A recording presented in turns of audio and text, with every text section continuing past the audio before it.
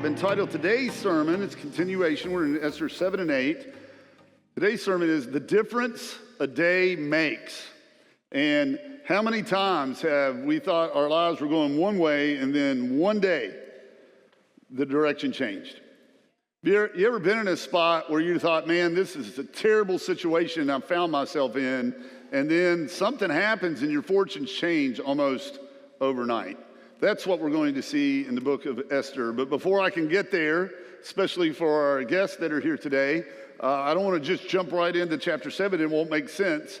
So if you like binging, any of you guys that are counseling with it, do you ever like binge Netflix series or anything like that? They always do the recap or the Netflix series, which a lot of times I'll just hit skip intro or whatever, but do the recap where they say previously on and then whatever it is, and then they do certain scenes that you got to know in order to understand whatever the story of the day is. So previously on the book of Esther, and every week the slides get longer for the previously on. I've had a new appreciation for the people that put the previously on the shows. But do a quick recap of 31 slides. It's probably 15 minutes recap. In 480 BC, you had a guy named King Ahasuerus. Most of the world, no, that's Haman. We'll get to him in a minute. You can boo him. He's no good, but we'll get there in a moment. Thanks for the enthusiasm, all right? So King Ahasuerus, he's also known as King Xerxes. He's been king since 486 BC. He went out to conquer from the Indus Mountains, Indus River Valley, all the way over to northern Greece. They had conquered, but they got stopped there. So now he wants to take, he's already the largest empire the world's ever known, but now he wants to take more. So in 480 BC, he goes, after gathering all his generals together, he's having marital problems. Okay, every time he leaves town, he's got a marital problem. All right, so he goes in 480 BC, but his navy, who's carrying all his army over to Greece, they hit some major storms. A lot of them sink. They're weakened. Then they get defeated by a Spartan army. It's what the movie 300's about. And so a lot of the Spartans defeat them. Then eventually they get defeated at the Battle of Salamis. He returns back home, Ahasuerus does, with his tail between his legs. And a lot of people were thinking, you know what? He's not from the gods. He doesn't have any supernatural powers. And really, for the next 15 some years from that point forward, he's always facing assassination attempts. People are like, we don't need this guy to be our king. He's not any good. And so now he's deposed his wife. We would call it divorce. He's got the next crown prince. Queen Vashti gave him children that would someday rule on the throne. But now he needs a new wife. And he can't go marry a woman who's already been with another man. And back then they married young ladies off early. So it's really child trafficking. They call for a Miss Universe contest where they got the most beautiful women from all over the world. But these girls, you got 40-year-old Xerxes, and he's going through the harem, 360 women in this, with a bunch of 13 and 14-year-old girls. I don't know if you've ever seen a movie about the book of Esther, but it usually doesn't show the 40-year-old man going in with 13-year-old girls. But that's what's happening in this. And one of the girls who's taken, she's a Jew. Her name is Esther. Her Hebrew name was Hadassah. And she's already an orphan. She lost her mother and her father at an early age, and now she's got a cousin taking care of her, living in pagan Persia. They're all worshiping false gods, and now she's snatched away from her home, stuck into a king's harem, but for whatever reason, under God's favor, she's chosen to be the next queen of the most powerful man in the world at that time. And at 14, she's ruling as Queen Esther. Now, as she's coming into her power, though, her cousin Mordecai says to her, listen, whatever you do, there's a lot of anti-Semitism in this world. A lot of people hate Jews just because they're Jews. They're the promised people of the seed of Abraham, and a lot of people are going to dislike you. Don't tell anybody you're a Jew. So she had not made known, we see in Esther 2:20, her kindred or her people, because Mordecai commanded her, and Esther obeyed Mordecai, just as she did when she was raised as a child by him. Now, it says in those days, right after Esther became queen, Mordecai was coming to visit her at the king's gate. And here two of the king's eunuchs, who were the secret service of the day, they were plotting an assassination attempt. what they called lay hands on King Ahasuerus. And this came to the knowledge of Mordecai, and he told Queen Esther, and Queen Esther tells the king in the name of Mordecai. And when the affair was investigated and found to be so, the men were both hanged on the gallows, and it was recorded in the book of Chronicles in the presence of the king. And that's all that was said about that. Nobody recognized Mordecai for his good acts, whatever. 6 years go by, and now Esther is 21 years old. So for a lot of our counselors this week, she's your age with this pagan king. She's been serving him for the last 6 years. Now, it says, after these things, King Ahasuerus, or King Xerxes, promoted Haman. Now, good. Haman was the Hitler of the day. Now, again, if you're a guest with it today, like, what kind of crazy church is this? We say all the time at One Church, man, we want to do things exactly the way they did it in the Bible and model ourselves after early church. And in the early church, the Jewish congregation celebrated something called Purim, which was the story of Esther. And I'll talk more about that in a couple weeks, about how they celebrate it today. But as they celebrated, even to this day, even Messianic congregations do this, every time they see Haman's name, because he was the Hitler of the day, they boo him to this day, okay? So I want you to imagine that you are a Tennessee Volunteers fan, and you just threw the ball for a 50-yard touchdown to beat Alabama in the last second, and then all of a sudden the ref throws a phantom flag on a holding penalty that never took place, and now Tennessee loses, and you look at that ref and you all go, "Oh, that's right." And Alabama is like, good call, all right? So boo Haman like a bad ref at an Alabama game, okay? Now, what made Haman so bad? First of all, he's an Agagite. He's the descendant of King Agag, who's of the Amalekites, and they were Satan worshipers. So the devil, going back all the way to the time of Moses, had groups of people who were his worshipers who wanted to destroy the Jews because God has called them his chosen people. And whenever you see somebody trying to destroy the Jewish people, the people that God has made so many promises to, you can know the devil's behind it. And so God told King Saul, which is hundreds of years before this situation we see in Esther, if you don't remove the Amalekites completely out of the land, they're going to stub your toe for years to come. King Saul didn't do it. That's eventually why God replaced King Saul with King David. So this King Haman, or this Haman, was promoted and advanced in the throne room, second only to King Ahasuerus. Now you think, why would he promote someone who's not a Persian to be the number 2 most powerful person in the Persian kingdom? Well, it's an old political move. We still use it today. You never want to choose a vice president who's going to be more popular than the president. And because there were so many assassination attempts, nobody would want to assassinate the king if they disliked the vice president even more. So it's kind of a life insurance policy. He chooses someone, Ahasuerus does, to be his right-hand man who's not a Persian, because no Persian's going to assassinate the king at this point. Why? Because they don't want a non-Persian being the king of the Persian Empire. It would just cause a lot of problems, okay? So Haman comes out, and he's in his royal robes, and now I'm the second most powerful man, and he has everybody bow down to him. But Mordecai, Esther's cousin, guardian, legal guardian, he refuses to bow before any man, especially a Satan worshiper, an Amalekite. And so Haman was so angry, he wanted to be done with him. Said Haman disdained to lay hands on Mordecai alone. So as they made known to him the people of Mordecai, Haman,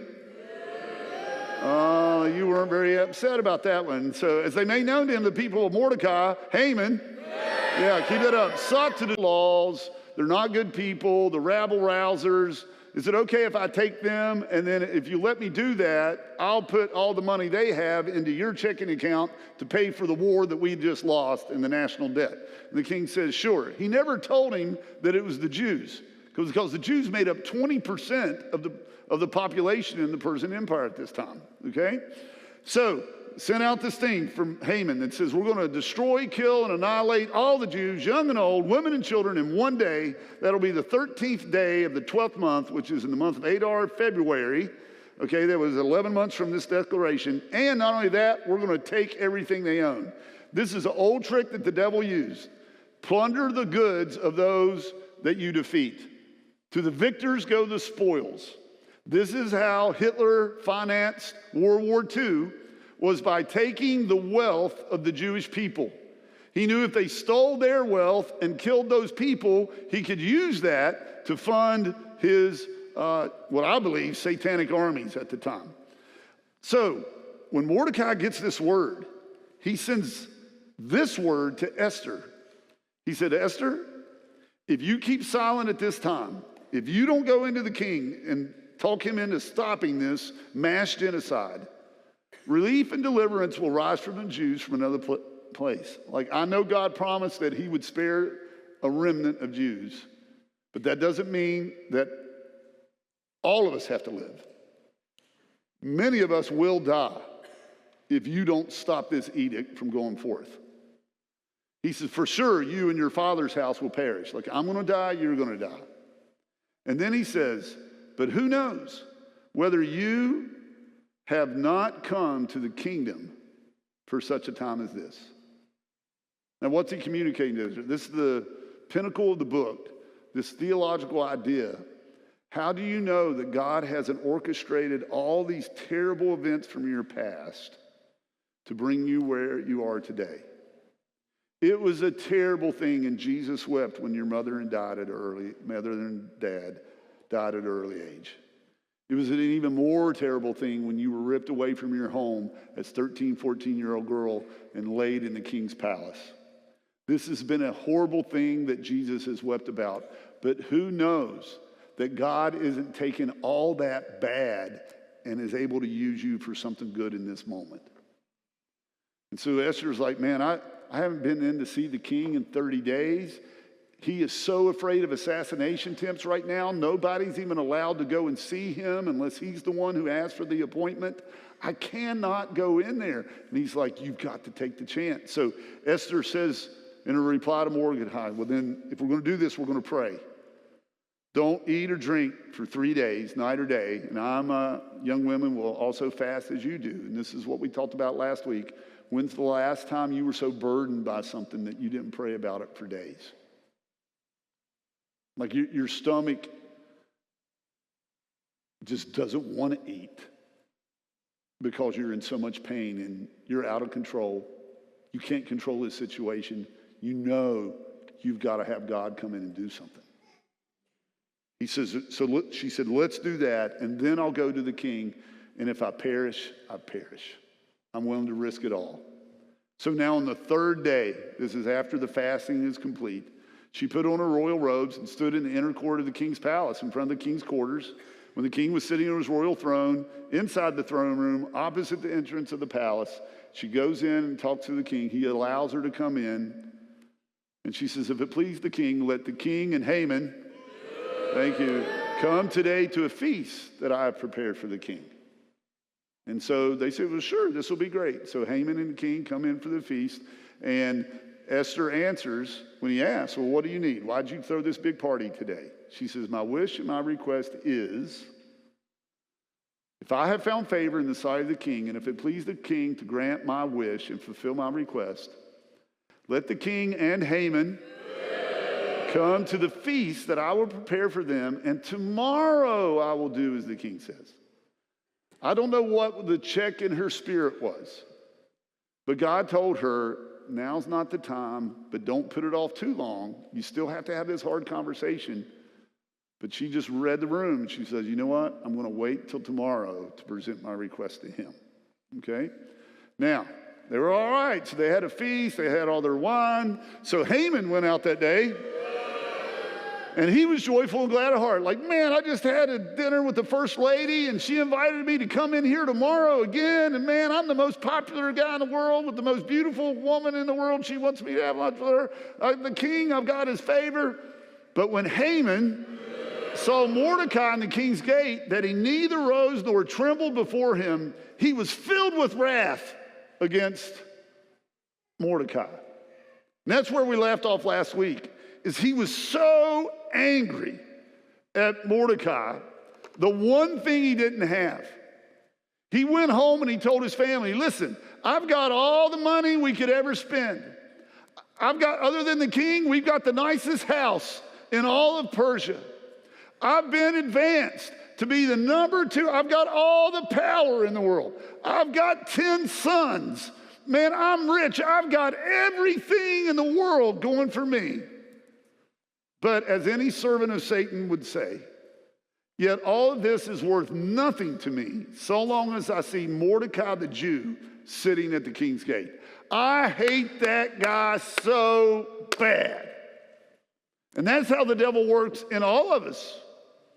He gets us to focus on the one thing we don't have instead of being thankful for all the blessings that God's given us. So many times we can get so fixated on one problem in our life, one piece of bad news, one thing not going our way, one person doesn't like us, one whatever. But we got all these good things over here, but all the good things seem this big to us, and that one thing feels this big. And that's what is causing all our anxiety and stress and depression. This one thing that I can't control. I got to have it all, the devil would say. So Haman's wife Zeresh and all his friends said to him, like, you surround yourself with people who are just like you. They said, well, let gallows 50 cubits high, that'd be 75 feet tall. And in the morning, tell the king to have Mordecai hanged on it. Then you can go in joyfully with the king to the feast. You'll be able to enjoy your meal if you just kill that guy. So this idea pleased Haman, and he had the gallows made. Now, on that night, the king could not sleep, and he gave orders to bring the book of memorable deeds, the Chronicles, and they were read before the king, and it was found written how Mordecai had told about Bigthana and Teresh, 2 of the king's units who guarded the threshold. Those were the Secret Service who were going to assassinate him. And the king said, hey, that was like 6 years ago. What honor or distinction, what do we do for Mordecai for exposing that assassination plot? The king's young men said, well, nothing's been done for him. And so the king sees Haman. He says, Haman, come in here. So Haman comes in and he says, hey, I got this guy that I really like and I owe a big favor to. He's one of the greatest guys around, and I want to do something really special for him. What should I do? Well, Haman thought he was talking about him. And so Haman says, man, I'd throw a parade for that guy. And then I'd give him the royal robes, and I'd have him strut through town and say, the king loves this guy. And the king, this is what happens to the man the king enjoys the most. And the king's like, that sounds like a good idea. And Haman's like, one other thing I want to bring up to you. He was going to bring up that. And the king says, hey, but before you deal with that, I'll listen to what you guys say later. But before you do that, I want you to go and treat Mordecai the way you just said, because he saved my life a few years ago. And I could just see Haman's face at time. Now I got to honor Mordecai. So Haman took the robes and the horse, and he dressed Mordecai, and he led him through the square of the city, proclaiming before him. I'm sure he's gritting his teeth the whole time. Thus shall it be done to the man whom the king delights to honor. And man, look, the difference that a day made. On one day, Mordecai is like, man, this guy is going to kill me. And on the next day, his enemy is exalting him. And he's riding on the king's horse. And it goes back to this idea, do we really believe it when David says, God prepares a table before us in the presence of our enemies. He anoints our head with oil and our cup overflows. Again, it goes back to this idea, is David is focusing, even though he's on the run from Saul, he's focusing on how God's blessings just overflow. And he's trusting that in God's time, I don't have to control this, in God's time, he's going to take care of this problem. I just got to trust the Lord. I'm going to focus on my blessings that overflow instead of focusing on King Saul who wants to take me out. Mordecai decides I'm going to focus on what God's doing for me instead of focusing on this evil man who wants me to bow before him. So here we go. The next day, the king and Haman went in to feast. Good job. I like your enthusiasm. Be more like them. All right, here we go. Went in to feast with Queen Esther. It's the next day, all right? And on the second day, as they were drinking wine after the feast, the king said to Esther, all right, Esther, we've been partying for 2 days. Now tell me, what is it you want? I'll give you half of my kingdom if that's what you want, 50-50. And so Esther says, if I have found favor in your sight, O king, and if it please the king, now she's going to bring up a hard situation. Now I'm going to walk you through this because this is a life skill all of us need. Everything I've been talking about to this point has been previously on, okay? Now I'm getting into the new text for today. What we're seeing here is, how do you resolve a matter of conflict? How do you address a big, big problem? And the number one thing that we see Esther do here so wisely is she leans on the trustworthiness of her relationship that she has with her husband. She leads with, if you value me, I'm about to talk to you, king, about something that's really important to me. And I know you care about me. And I know you trust me. And so I need to share a problem with you, okay? May you grant my wish, but it doesn't just affect me, it affects a lot of people. And so she's got the king's ear. She said, for we have been sold, I and my people, to be destroyed, to be killed, and to be annihilated. She's telling him, here's what the problem is. It's an awful thing. And I'm not even sure, king, you know exactly what this is. So now I need to let you know. She said, now listen, they're saying they're going to kill all of my people. Listen, if we had been sold merely as slaves, men and women, I would have been silent. I wouldn't have brought this up to you. For our affliction is not to be compared with the loss of the king. So not only is she bringing up what the problem is, based on the relationship they have, but watch what she's also doing. She's saying, this also affects you, dear king. How's this going to affect you as well? Now, what does she mean by that? Like, if this would happen, it would affect the king. This is going to hurt our gross domestic product. Why? Because 20% of the kingdom are Jews.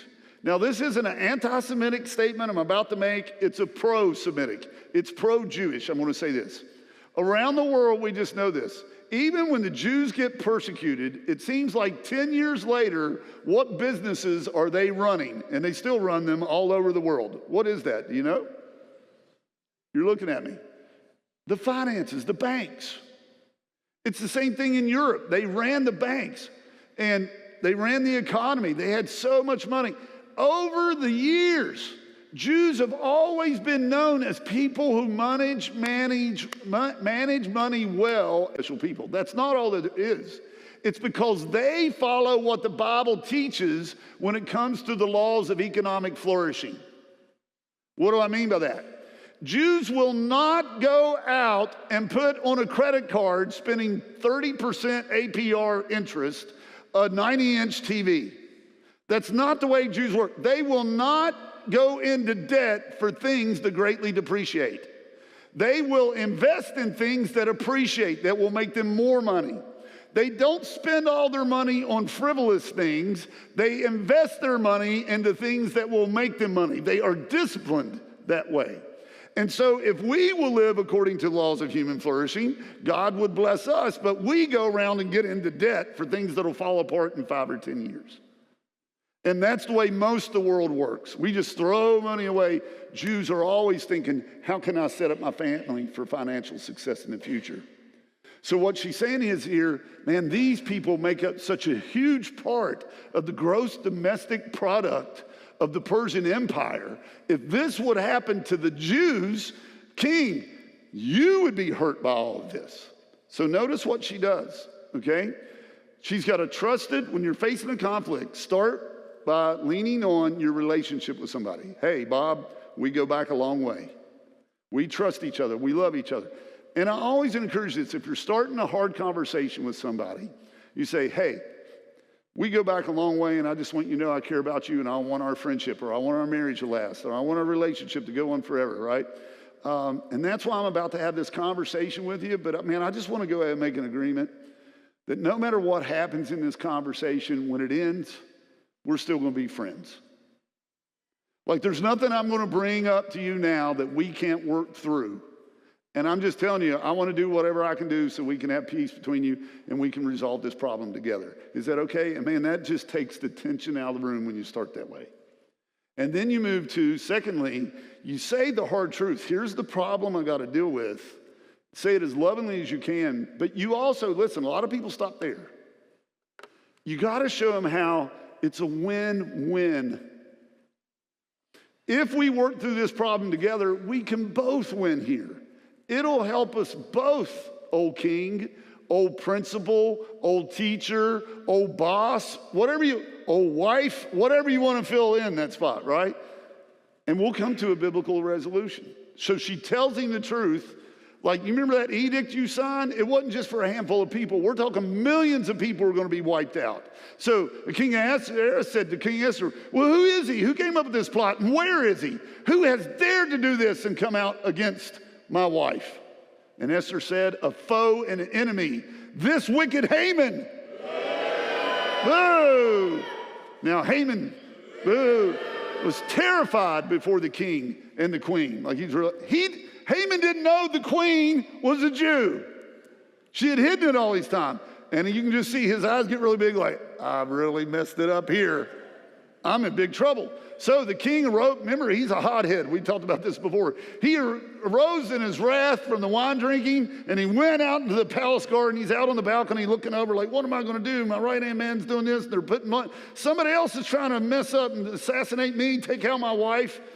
But Haman stayed to beg for his life from Queen Esther, for he saw that harm was determined against him by the king. And the king returned from the palace garden to the place where they were drinking wine. And Haman, right as he walks in, Haman's falling on the couch where Esther was. Just a rule of thumb, guys. Don't lay down on the couch with somebody that's not your wife, especially another man's wife. It is not going to go well for you. So the king sees Haman laying on top of his wife there on the couch. He didn't know she's begging. Maybe he's wanting to take her out right now. And the king says, well, he's pointing to the security guards. Will he even assault the queen in my presence, in my own house? And as the word left the mouth of the king, they covered Haman's face.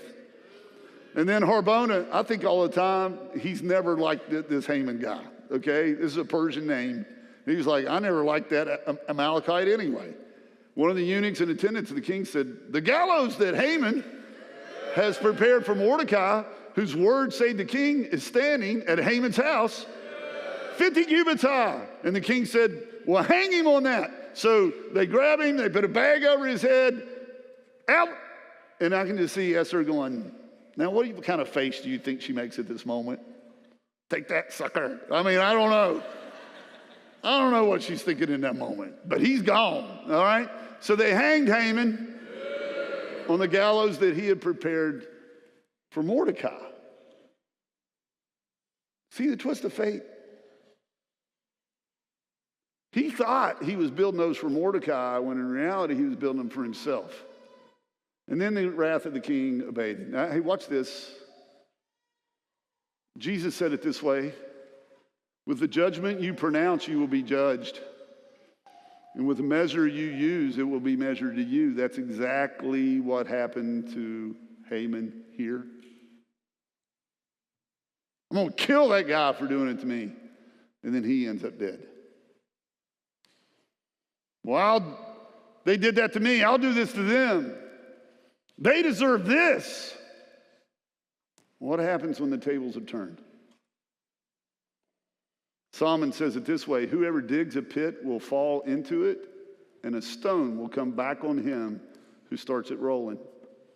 Can you imagine if I have a stone up here and I just think I'm going to dump it right down here on you, John, all right?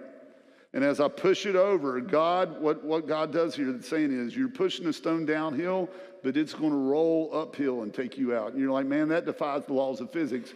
That's the point he's trying to make here, is God will turn things completely upside down and turn it around on those who intend to do his people harm. Psalm 9, David writes, "The Lord has made himself known." I'll say it again this way. The Lord is demonstrating right now to every person in this room something about his character. Don't miss this. He has executed judgment. The wicked are snared in the work of their own hands. And then there's two Hebrew words I'm going to come back to in a moment. But I don't want you to miss this. Watch this. What David is not saying, verb tense is very important in this verse. He is not saying, watch. He's not saying someday God will execute. There's no future tense statement in this passage. He said when someone does something wicked to you that you did not deserve, when they abused you, when they lied about you, when they gossiped about your family, when they stole something from you, when they did that, God executed his judgment right then. It is past tense. God's already declared that is wrong what they did, and I'm going to judge them for it. It's completed. So you don't have to go to God and say, take care of this, take care of this, take care of this. He's already declared it. But not only that, look at the tense of the next part of the sentence. It doesn't say the wicked will be snared in the work of their own hands. It says the wicked are. So God has declared judgment on that evil person who made themselves your enemy. But not only that, they are currently in the process of taking themselves down. Sometimes the way God handles evil people is he just lets them keep on being evil people. They're building their own gallows, and guess what? They're going to hang themselves if you give them enough rope. They are in the business of shooting themselves in the foot.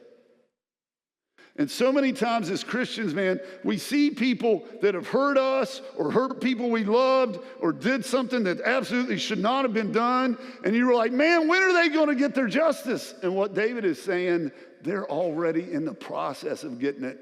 It's just they don't know it yet. And then David, now understanding what I've said thus far, taught the scriptures, let's look at these two Hebrew words. Well, the first one is Selah. And it's a term that a lot of you probably have heard. It's in the Psalms a number of times. By itself, when you hear the word Selah in a psalm, what does that mean? Does anybody know? It means pause. It's a musical term for take a whole rest or a quarter rest.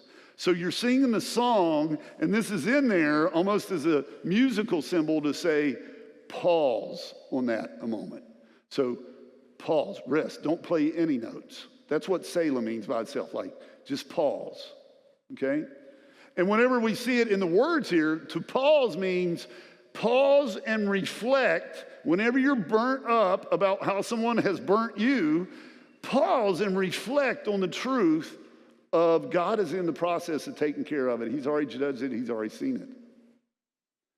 But David doesn't stop. Remember, David's a musician. He doesn't stop with just one musical term. He adds one that's only in all the Psalms 4 times total, combining these two. And this hagion is this idea, watch this. Don't just pause, but hold that note for a long time. Pause by holding the note and reflecting on the truth of this verse, the lyrics. So I want to model that for you. Let's say you're singing this song. These are lyrics, all the Psalms are lyrics to songs. And so let's say you're singing the song, you just finished the lyric, and then you're playing this note. It's a note where you're just going to calm your soul. You're angry. You faced injustice. You're dealing with a little bit of bitterness. And David says, just hold that note.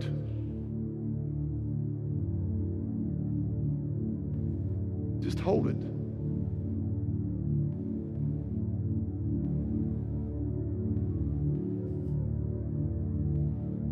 Now, be intentional about our time here together. And there are a lot more lyrics to this sermon.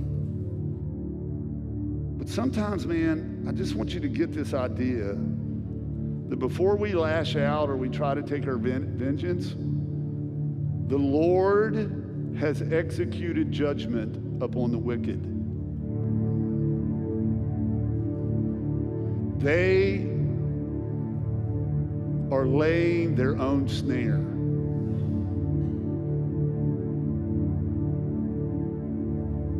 Just rest in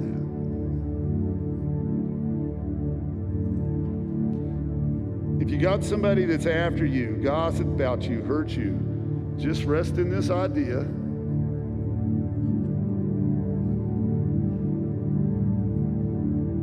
that God's got it. Just rest.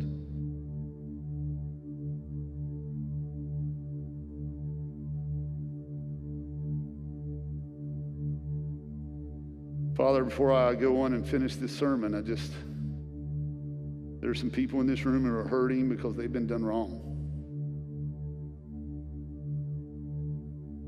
And they want justice and they need justice. And just let them rest in this fact. You've already executed your judgment.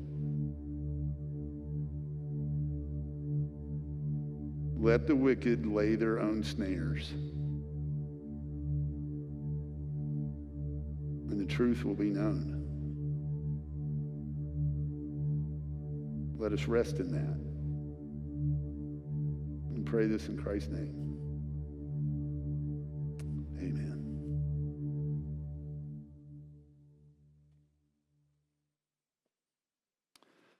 Now, as we rest in that moment, and we see the truth of word, there are some other things I want you to get from this passage. I don't want to cut out from this because they need to be tied together. So on that day, King Ahasuerus gave to Queen Esther the house of Haman. Boo. He's the enemy of the Jews.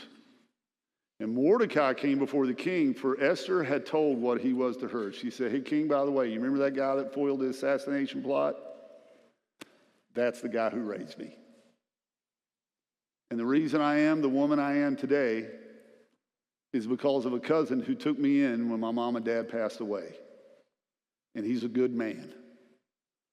So in that moment, the king takes off the signet ring that Haman used to wear, and he puts it on Mordecai.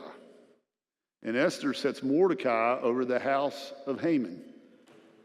And so God says, through his word, to Esther, talk to the king about this. He says, or she says to the king, what are we going to do about this decree that Haman put out? He says, well, I can't reverse it. The law's already out there, but what I can do is this. Write as you please with regard to the Jews in the name of the king, and seal it with the king's ring. For an edict written in the name of the king and sealed with the king's ring cannot be revoked. I can't undo that law because then I would have to admit I made a mistake. But here's what you can do. And this is where we read Esther 8:9. By the way, a little trivial thing. This is the longest verse in the Bible, in the English Bible. The king's scribes were summoned at that time in the third month, which is the month of Sivan. That's our May, June. On the 23rd day, an edict was written according to all that Mordecai commanded the Jews. The satraps, the governors, and the officials, the provinces from India to Ethiopia, that shows how big it was, 127 provinces, to each province in its own script, and to each people its own language, and also to the Jews in their script. So we're sending this out to the whole world in every language that's out there. And he wrote in the name of the king Ahasuerus and sealed it with the king's signet ring. And this is what it said, okay? Send it out to everybody. Saying that the king allowed the Jews, watch, who were in every city to gather and defend their lives, to destroy and to kill and to annihilate any armed force of any people or province that might attack them, children and women included, and the king gives the Jews permission to plunder their goods. Turn in the tables, the king is here. Now don't miss what's happening. He's not saying the Jews can go and attack all the Middle Eastern countries of the world.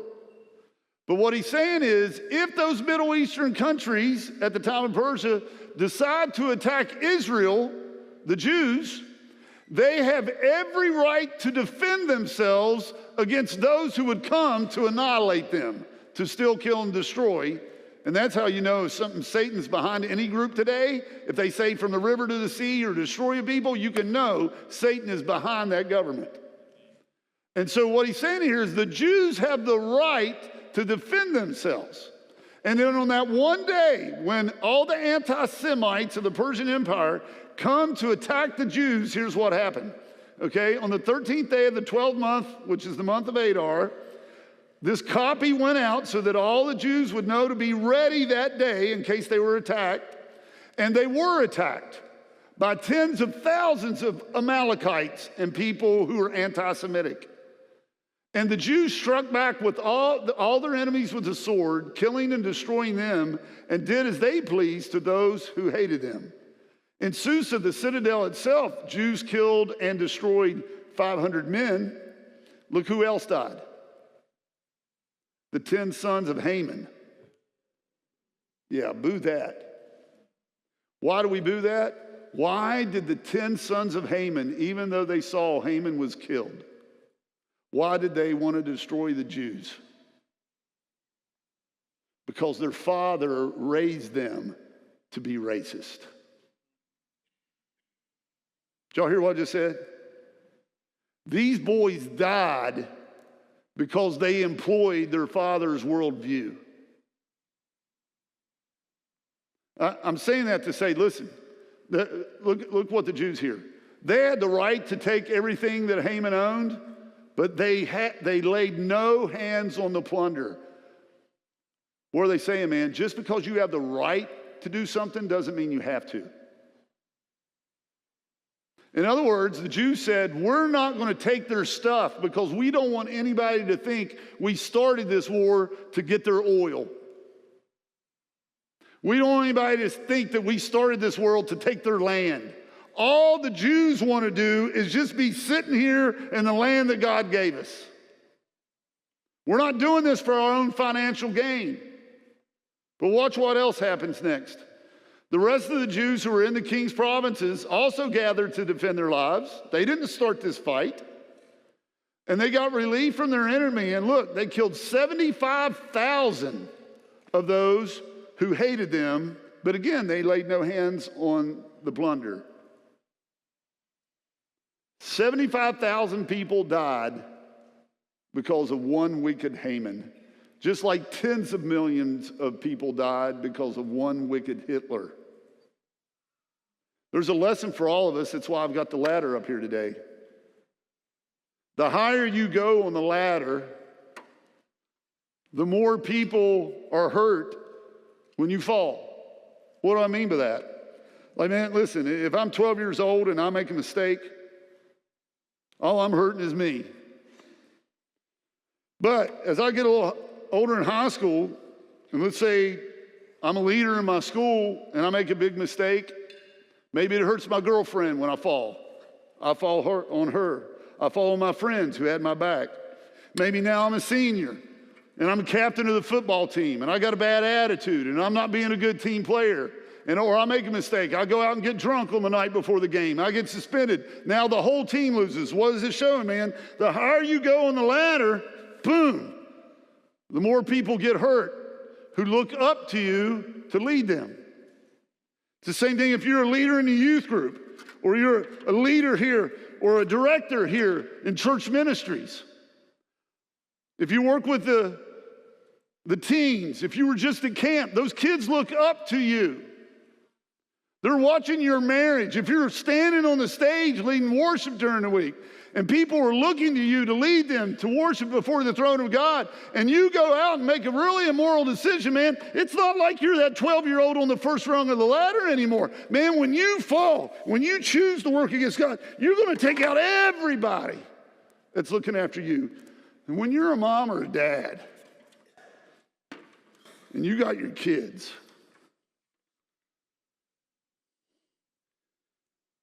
and you choose to continue to fall in that addiction, and not get help. You choose to continue to have that conversation with somebody at work. And you're teaching a Sunday school class here with the children. Or you're a staff member here. How many times do we see in the country, almost every day on social media, it's another story of a senior pastor who had a platform, and yet he chose the wrong path. It doesn't just affect him. It doesn't just affect his wife who was following him. It doesn't just affect his kids. There will be people who stop going to church and don't raise their kids in church for generations. Everybody you're leading, listen, the higher your position on the ladder, the more people you're going to injure if you're going to fall. So, man, I know God's given me this word to give to some of you in this room this morning. Whatever you're doing, turn that ship around. Get that stuff off your phone, off your computer. Confess your sins to trusted allies who have your best interests at heart. Turn away from that relationship at work. Break up with that boyfriend who's asking you to do stuff that is only going to cause you regret. Walk away before your fall off the ladder is great. Next takeaway of the day, though, and this probably applies to people in this room. Here's the deal, man. We all fall off the ladder from time to time. And I don't want you to ever forget Mordecai's dark Friday night turned into a glorious Sunday morning. He went from being in sackcloth and ashes to wearing royal robes. I mean, that's the difference a day can make. At one point, he thought he was dead. The next day, he's honored with a parade. The next day, he's wearing the king's signet ring. You don't know what God's going to do with your tomorrow. And no matter how you get down, and I'm just going to share this, like there was a time when I was 12 years old when I was literally being blackmailed.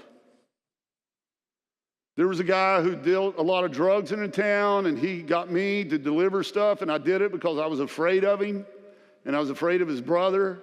And so out of fear, I was delivering drugs because they know if a 12-year-old got caught with drugs, they wouldn't go to jail very long. And eventually I got to the point that I said, man, I don't feel right about doing this. Every time I was at church, they could be reading a story about Jesus healing a lame man. I was like, I'm going to hell. I mean, I'm just sitting there afraid all the time. And I'm like, man, I got to tell him I'm going to stop. And he says, you know what? If you don't keep delivering drugs for me, I'm going to tell your mother. And where she's the leader at the school, the whole school's going to know about it. And she'll probably lose her job because her son was a drug dealer. And I can just remember going home and I'm like, man, there's no other way to fix this than to kill myself. I can't let her know. I just can't do it. And so I remember going to him and I'm like, hey, I've been hanging out. I said the name of the boys or whatever, and I've done some stuff for getting to. And I just remember my dad saying in front of my mom, Steve, it's okay. Just don't do it anymore. It'll be all right. And I was waiting for the belt. I just thought something awful would happen, but I just knew I couldn't do it anymore. And my dad said, no, it's okay. We forgive you. Just don't do it anymore. And I can remember just how the devil was just pounding me. Kill yourself. Kill yourself. Be in with it. Just be done with it. You'd be doing your family a favor. Spare them the embarrassment.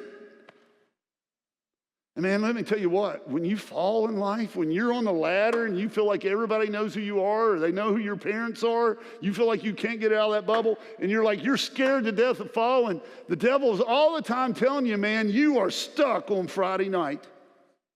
And Saturday's probably going to be worse. But just remember, man, that's the story of Scripture, is it not? They laid Jesus in the tomb on Friday night, but he got up out of that grave on Sunday morning. And if you will place your life and your faith in the man who overcame death, not only can he ransom you from your fall from the ladder, he can lift you up to greater heights than you ever thought you could reach on your own. Do you follow what I'm saying? Don't ever let the devil or the world think you've made so many mistakes that you can't come back from this. God's anger may last for a moment, but his favor is a lifetime. Weeping may tarry for the night, but there's always tomorrow. And this is what I'm saying, man. The God who turns things around usually starts by turning people around. We got a lot of kids that went to camp. I want to show you a short 1-minute video about a guy who was mentored by a guy who just passed away. A guy named Tom George, who was in his 50s, said these words to a guy that was in his 20s. And I want you to hear the testimony of it. When I was a senior high student, this is the only cabin that I was in. I had one counselor, Tom George, who's 88 years old now and still my go-to guy today. This cabin is a big piece of my testimony about my Christian life and my Christian walk. It was the second year I was here, and I had been saved. I'd been saved in my church, but I really hadn't grown in my faith. And my counselor, Tom, sat with me one time in there, and he talked about Jesus being Savior and Lord, and talked about them being two different things. And he said, you know, Drew, if you're drowning, just because I save you, it doesn't mean you have to listen to everything I say for the rest of your life. And that Jesus wants to be our Lord, not just our Savior. And that changed my life. Knowing the difference between Jesus being a Savior, but also being your Lord. And Tom George said that to this guy, Drew Crislip, in 1972. And 14 years later, Drew Crislip was the counselor in that same cabin when I was 16 years old. And he told that same story. I knew Jesus as my Savior, but he wasn't my Lord. And I made a decision at this camp, just like the camp that y'all just went to. That's what camp means so much to me. I made the decision at this camp, man, I'm going to quit living my life for Steve Willis. And I'm not only going to turn my life around, but I'm going to start sharing the gospel with everybody I can. Now, I will tell you, man, there were a lot of kids at this camp that came forward and made a commitment to doing this or that. Some of them stuck, some of them different. But I'm telling you, the words that Drew Crislip said to me 40 years ago this month, they stuck. And I want to say this for all the counselors who are sitting here sleep deprived this morning, and half of you were asleep during half my sermon. I understand. But you have no idea the words that you shared with these students and how they're going to bear fruit for the next 10, 20, 30, or as in my case, even 40 years. All these kids that made a camp decision this week, all these counselors didn't give up their summer. You invested it into kings and queens that'll be ruling in the kingdom of God. You have no idea what impact you're going to make for Jesus by sharing the gospel this week. You all have no idea what impact you made on the lives of our kids that are wearing these shirts today. So no matter what opportunity gives to you, I want to close with this verse.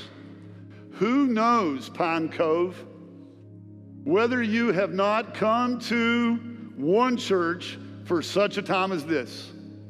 Maybe a little boy or a little girl but will grow up to be one of the greatest evangelists the church has ever known. A kid that you pray with to receive Christ this week. For our college students who are investing in reaching the campus for Christ. For our middle schoolers and high schoolers who this week prayed a similar prayer that I prayed 40 years ago. I'm tired of living my life for myself. I'm going to start living my life for Jesus. I'm going to forget the falls that I've had from the ladder, and I'm going to start pursuing a passionate relationship with Christ, and I'm going to share it with everybody that I can. Who knows? At Camp Ocoee, if you did not go to that camp for such a time as this. And lastly, for that mom or dad, grandpa, aunt, uncle that's in the room today, for every encounter you have where you're given an opportunity, man, I can either be an agent of reconciliation or I can continue to let this situation go sideways. Who knows whether you have not come to church today for such a time as this. This is your time. God usually turns situations around by first turning us around.